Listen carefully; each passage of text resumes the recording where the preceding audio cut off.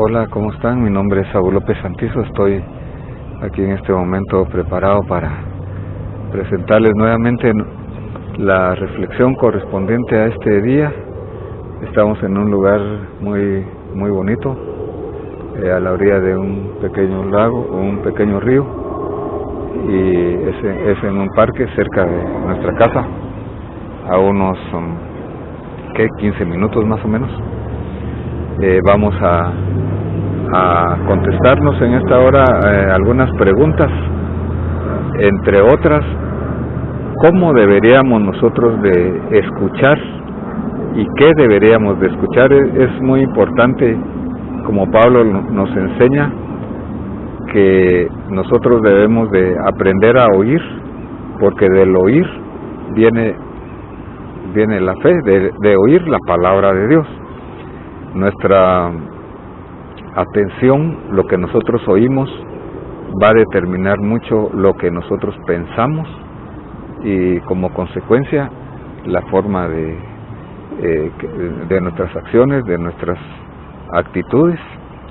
Como habíamos visto en nuestra reflexión pasada, en la última parte del capítulo 16 de los Hechos, recordamos que Pablo y Silas fueron a la cárcel por una falsa acusación, y ellos no utilizaron su derecho de ciudadanos romanos que ellos tenían, a propósito y guiados por el Espíritu Santo, para que una alma, no solo una alma, sino que toda la familia del carcelero fueran salvos.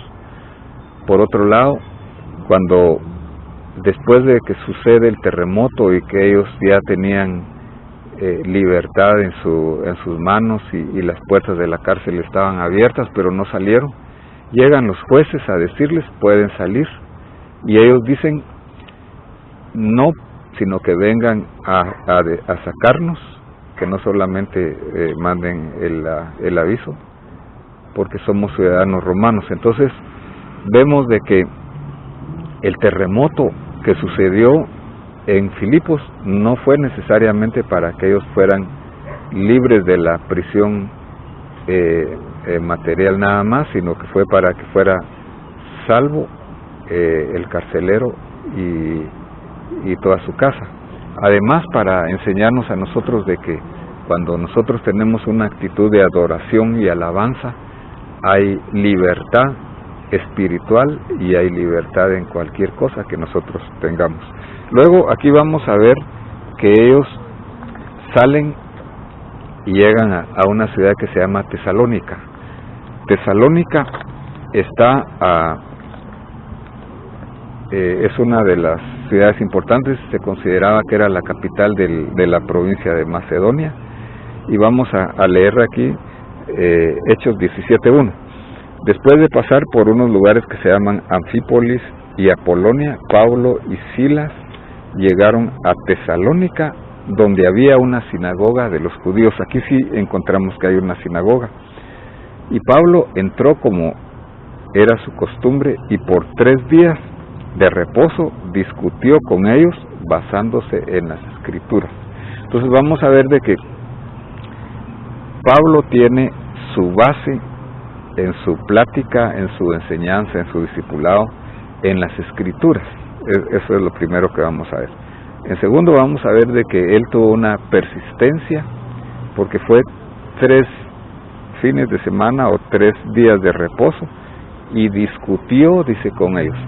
El método entonces de la discusión, el método judío, consistía en hacer preguntas y dar respuestas. O sea, había lugar para un debate y para presentar argumentos. La palabra de Dios nos da lugar a hacer esto.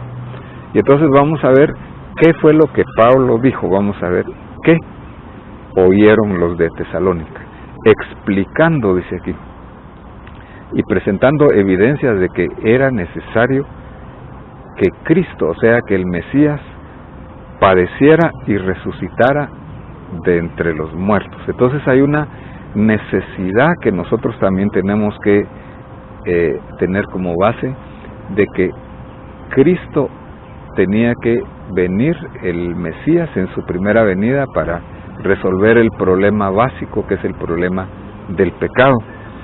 Cuando Juan el Bautista presenta a Jesús por primera vez, dice: he aquí el Cordero de Dios que quita el pecado del mundo. Recordamos también en Génesis 22, cuando Abraham le contesta a su hijo Isaac, porque él le pregunta: ¿dónde está el Cordero? Y él dice: el Señor se proveerá de Cordero, hijo mío.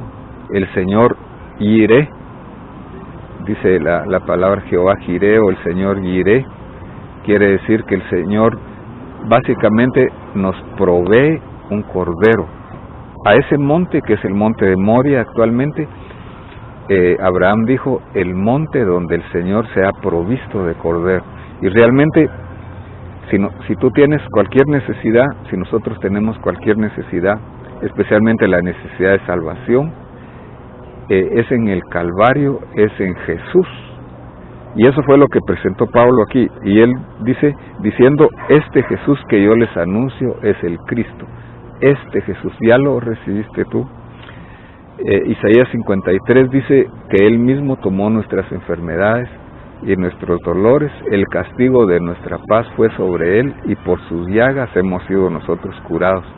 Y el Salmo 103 dice que Él es el que perdona todas nuestras iniquidades y el que sana nuestras dolencias. Esta es la palabra entonces básica, la predicación de Cristo. La fe viene por el oír, y el oír la predicación del Evangelio. Cristo murió entonces por el pecado y por las consecuencias del pecado, por las necesidades que tú puedas tener. Él ya murió. Entonces dice que algunos creyeron, y algunos de los judíos creyeron, y una gran multitud de gentiles también temerosos de Dios, que eran griegos y mujeres. Pero los judíos que no creyeron, dice, llenos de envidia, levantaron una persecución contra Pablo y Silas, fueron y organizaron una turba en la plaza pública y los acusaron, y llegan a la casa de uno que los había hospedado, que se llamaba Jasón, o Yeshua en hebreo, pero no encontraron a Pablo y Silas en el lugar donde era la casa de Jasón, y llevan a Jasón, y él dice que da una fianza y los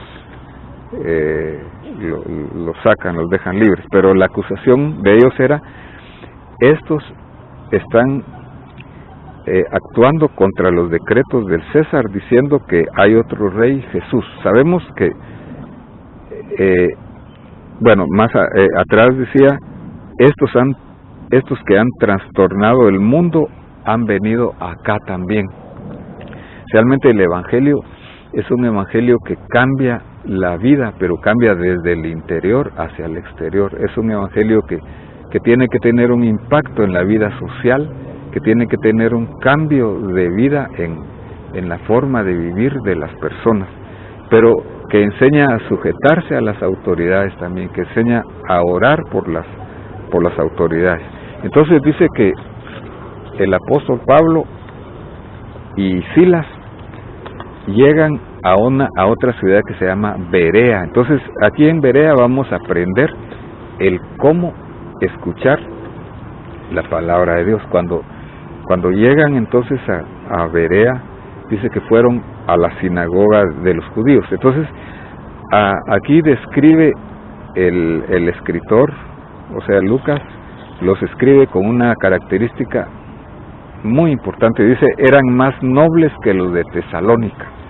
Quiere decir que tenían características, sentimientos, y eran más receptivos. Pero vamos a ver, habían dos características. Dice: recibieron la palabra de Dios con toda solicitud. Recibieron la palabra con toda solicitud. Tenían una actitud entonces hacia la palabra de Dios. Bienaventurados los que tienen sed y hambre, que ellos serán saciados. Entonces, ¿cómo escuchamos la palabra de Dios? Es algo más importante. Dios generalmente le da más a aquel que manifiesta tener más necesidad. Bienaventurados los que reconocen su necesidad espiritual, porque de ellos es el reino de los cielos. Pidámosle al Señor que nos dé hambre y sed de su palabra, para que Él nos revele en su misericordia nuestro plan, nuestro propósito, y que nos llene de su Espíritu Santo. Entonces, en primer lugar, ellos tenían una actitud de deseo de escuchar la palabra de Dios. Pero la segunda característica que tenían ellos para oír la palabra, dice, escudriñando diariamente las Escrituras para ver si estas cosas eran así. Estas cosas, ¿cuáles eran las que Pablo decía? Entonces, la segunda característica que tenían ellos era que tenían un estudio personal de la palabra de Dios, un estudio diligente de la palabra de Dios. Escudriñar las Escrituras, les dijo Jesús a los judíos, porque a vosotros os parece que en ellas tenéis la vida eterna, y ellas dan testimonio de mí. Tenemos que ver entonces nosotros de que al escudriñar las Escrituras nos encontramos a Cristo, y Cristo, que es el autor de la fe, nos va a llenar a nosotros de fe. La fe viene por el oír, pero el oír atentamente la palabra de Dios. La fe viene por el oír, pero un oír escudriñando la Biblia, un oír donde nosotros vamos a poner a prueba a todo aquel que esté hablando o predicando en base a las Escrituras. Aquí vemos que hay una autoridad entonces de las Escrituras. Estos de Berea eran nobles porque lo que escuchaban de Pablo, ellos no lo recibían tan fácilmente si no estaba de acuerdo a las Escrituras. Las Escrituras entonces constituyen la autoridad número uno. No es ningún hombre, no es ninguna persona, ningún líder de ninguna institución la autoridad, sino que es las Escrituras. Son las Escrituras las que deben de tener nuestra prioridad en cuanto a autoridad. Entonces dice, por eso dice aquí, muchos creyeron, así como también un gran número de hombres y mujeres. Y luego dice que vuelven a llegar otra vez los judíos y tratan de perseguirlos, pero ellos se van a Atenas, que es lo que vamos a ver en nuestra próxima reflexión. Entonces, queridos amigos, oyentes, queremos entonces decirles de que el propósito de la palabra de Dios es que nosotros tengamos fe, que nosotros tengamos vida. Las palabras de Dios son espíritu y son vida. Lo temporal pues solamente aprovecha para lo temporal, pero la palabra de Dios es una palabra que tiene un valor eterno. Si tú tienes alguna necesidad, la clave es que tengamos fe que tú y yo tengamos fe en las promesas de Dios, porque Dios es muy fiel a su palabra, pero tenemos que escucharla nosotros con mucha atención. Tenemos que invertir tiempo en escuchar, en escudriñar la palabra de Dios. Mejor si vamos a las mejores versiones, mejor si vamos a las versiones de los idiomas originales, y con una disposición de corazón para creerla y para vivirla. El justo por la fe vivirá, no solamente para recibir la salvación que es solamente en Cristo Jesús, sino que también para crecer en nuestra salvación. Que Dios te bendiga en esta hora. Esperamos que haya sido de bendición este estudio, esta reflexión. Te invitamos a que puedas escuchar otra vez este video, que puedas escuchar los anteriores, y si alguien no se ha inscrito, que se pueda inscribir haciéndole un clic en la campanita de notificaciones. Amén.